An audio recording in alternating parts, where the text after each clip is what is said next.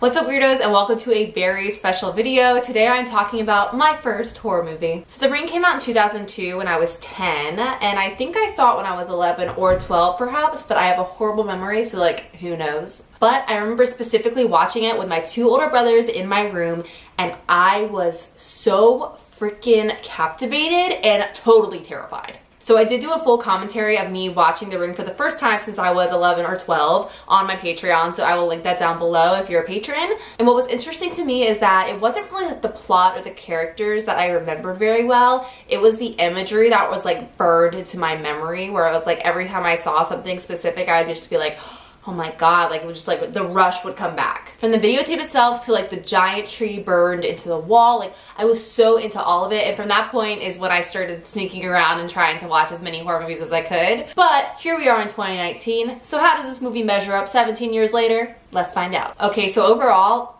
I loved it, and I also thought it was pretty scary. Like I was like sitting here by myself watching it and just being like, oh my god, like I'm gonna keep saying the word imagery, but like the disturbing imagery is like so disturbing. It is nightmare fuel. Like particularly in like the VHS tape with the fingernail, like with the nail and like the fingernail pops off, like things like that where I'm just like, oh god. And like the hair, just something about the hair and things coming out of people's mouths, like all of it, I was just like, dang, this is like still pretty scary. So I feel like a lot of people have seen The Ring, so I'm not gonna do like a super in-depth review of the film. I'm more gonna just say some like fun things I learned about it while I was on the internet researching it. So here's a couple of things. So if you don't know, this is a remake. It was based off the Japanese film Ringu, and this was the highest grossing horror remake in history that was finally beat by the new It in 2017. But for that whole time before, this was the highest grossing. I also found out that if you had the VHS, if it's fully rewound, when you put it in, it plays the scary video first, and then the phone rings like 2 times, and then it goes into like the previews for the movie, which I just thought was like such a beautiful touch. Unfortunately, I don't have a VHS player, so like why would I get that? But it's so cool. But I do have the DVD, and there's a great section called Don't Watch This, where it's basically a short film of a bunch of deleted scenes, and that was like really awesome to watch. So if you have the DVD, you at least get that. Okay, so this is really weird. This is like, I took a deep dive. So there's a scene in the movie where Rachel is researching Anna Morgan and Moesco Island, so like the island she has to go to, and she finds information on this website that is located at www.moescoislandlighthouse.com. Right? Okay, so you used to be able to actually visit that specific website and that everything would come up, but now it's been moved. I will link it down in the description box because it's weird to read, but you can still find the webpage. And what was crazier is there at the bottom, if you scroll down, there's like a link that says email us, and I was like, oh, you know I'm gonna email you. So I went right to my Gmail and I emailed, and my subject line was literally like, hello? Can anyone hear me?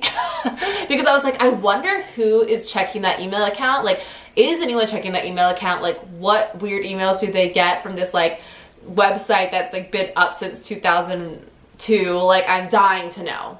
I will say, unfortunately, no one has responded to me yet, but I have hope. So the last like interesting fact I'll give you is about David Dorfman, who's the little boy in the movie. He plays Aiden. So he did a lot of stuff when he was a kid, and like he was Charles Wallace in A Wrinkle in Time. He was in The Ring and Ring 2, and he's such a strange child actor to watch because you can tell in his eyes that he is like not a child. Like he is a child, but he has like wise eyes where you're just like, why does this kid know so much?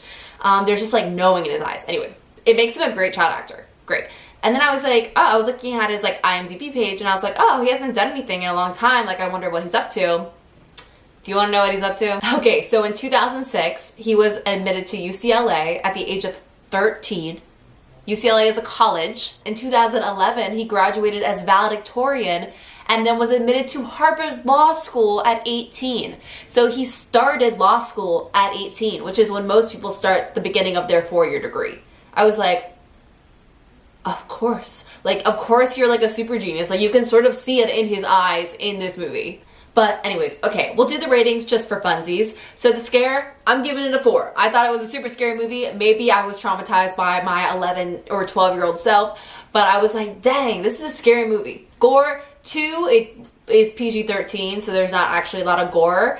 Cheese, 0. I am not cheese in this movie. There's no cheese. And overall, I'm giving it a 4. I really enjoyed watching it. And there was this, of course, bit of like nostalgia going on while I was watching it. But it's just a good movie. And at some point, maybe I'll also do an actual review on Ringu, because I haven't really done a lot of foreign films on this channel, and I definitely want to start doing that. I guess I've actually done some. I've done a few, but more. I want more. And now I'm just gonna say like a couple scenes that really stuck with me. One was the horse dying. Like, that is just so hard for me to watch. I am just one of those people that animals dying in movies like really affects me. And I was just like, God, it's like so tragic. And then obviously just in general, I love Samara. I'm just obsessed. And her crawling out that TV is amazing. And also her sitting in like the insane asylum or wherever she is, just in that chair, just being like, I want to hurt people. Like, it's just so good. It's so good. All right, y'all, and that's it. If you want to hear me literally reacting to the entire movie, it's on my Patreon page, and I think that's it. Yeah, I loved it. Go Ring. I'm proud of you. You still stand up all these years later. But yeah, that's it. Have a nice screen. Bye.